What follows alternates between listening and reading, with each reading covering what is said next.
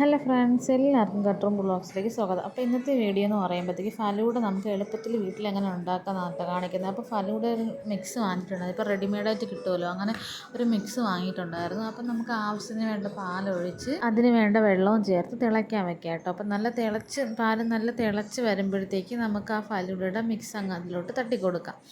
അത് തട്ടിയതിന് ശേഷം അത് നല്ലതായിട്ട് വേകാനായിട്ട് വെക്കുക കേട്ടോ. അപ്പം നല്ല വെന്ത് വരുമ്പോഴത്തേക്കും നമുക്കിത് അതിനെ റൂം ടെമ്പറേച്ചറിൽ നമുക്കൊന്ന് ഹോൾഡ് ചെയ്ത് വെക്കണം. അതായത് നല്ല തണുത്തതിന് ശേഷം നമുക്കത് ഫ്രിഡ്ജിലോട്ട് മാറ്റി വയ്ക്കാം.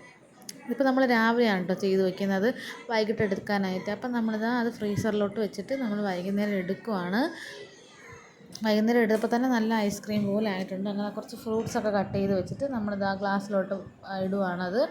കുറച്ച് മാതളവും പേരക്കയും പിന്നെ ആപ്പിളൊക്കെ കട്ട് ചെയ്ത് അതിനകത്തിട്ടിട്ട് ഫലൂഡയുടെ മിക്സ് അതിലോട്ട് ഒഴിച്ച് കൊടുക്കാനായിട്ട്. അപ്പോൾ അങ്ങനെ മിഹക്കുട്ടിക്ക് കൊടുക്കുവാണ്.